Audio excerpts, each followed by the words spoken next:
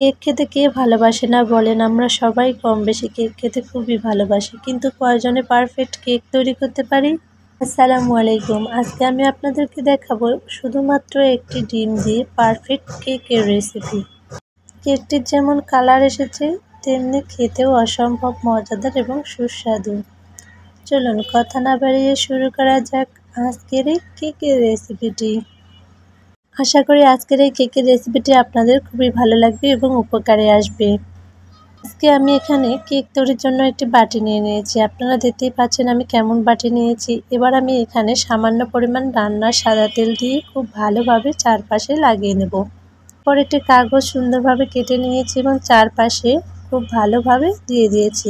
কাগজ দিয়ে দিলে কেকের কালারটি খুবই সুন্দর আসে, এই জন্য আমি কাগজটি দিয়ে দিয়েছি। এবার আমি একটি বল নিয়ে নিয়েছি, বলের মাঝে একটি ডিম দিয়ে দিয়েছি। এরপর এখানে আমি 1 কাপ পরিমাণ চিনি দিয়ে দিয়েছি। ডিমের জন্য 1 কাপ চিনি যথেষ্ট, তবে আপনারা যদি কেউ মিষ্টির পরিমাণ বেশি খেয়ে থাকেন তাহলে অবশ্যই একটু বাড়িয়ে দেবেন।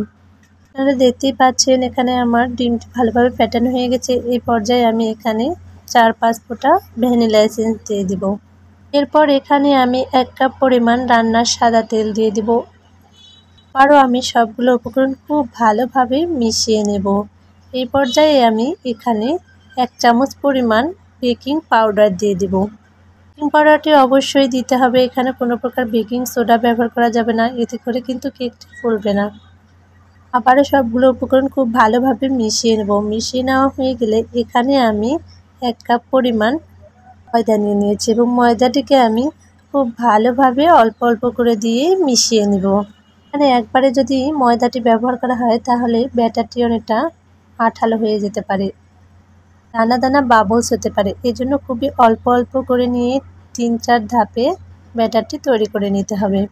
আমি এখানে 3 ধাপে ময়দাটি দিয়ে ব্যাটারটি খুব ভালোভাবে তৈরি করে নিয়েছি। একটু সময় নিয়ে খুব ভালোভাবে এই ব্যাটারটি তৈরি করে নিতে হবে। ব্যাটারটি যত বেশি ভালো ফেটানো হবে কেকটি তত বেশি ফুলকো এবং নরম হবে।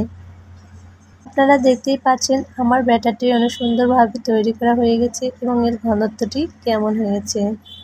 এখন আমি আগে থেকে যে বাটিটিতে কাগজ দিয়ে তৈরি করে রেখেছিলাম সেই বাটিতে কেকের ব্যাটারটি দিয়ে দিব। কেকের ব্যাটারটি অবশ্যই একটু উপর থেকে দেওয়ার চেষ্টা করবেন, এতে করে কেকটি অনেক সুন্দর হয়। আপনারা দেখতেই পাচ্ছেন আমার ব্যাটারটি এখানে দেওয়া হয়ে গেছে। এই পর্যায়ে আমি আজকে যেহেতু কেকটি আমি প্রেশার কুকারে তৈরি করব, এজন্য প্রেশার কুকারের মাঝে আমি একটা স্ট্যান্ড দিয়ে নিয়েছি। এরপর আমি ব্যাটারটিকে এখানে খুব ভালোভাবে দিয়ে দিয়েছি। এখন আমি প্রেশার কুকারের ঢাকনাটি লাগিয়ে দিব এবং উপরে যে সিটিটি আছে সেই সিটিটি আমি খুলে নেব। 1 চামচ পরিমাণ আটা আমি পানি দিয়ে একটু গুলিয়ে নিয়েছিলাম, সেগুলোকে আমি এর উপরে দিয়ে দিব। এখন আমি অপেক্ষা করব 15 মিনিট। প্রেশার কুকারে কেক হতে বেশি সময় লাগে না, মাত্র 15 মিনিটে তৈরি হয়ে যায়। আপনারা দেখতেই পাচ্ছেন আমার কেকের খুব সুন্দর কালার চলে এসেছে এবং কেকটি ফুলে উপরে চলে এসেছে। আপনারা অবশ্যই এই টিপসগুলো ফলো করে একবার হলেও এভাবে বাসায় তৈরি করবেন। আশা করি আপনাদের ভালো লাগবে।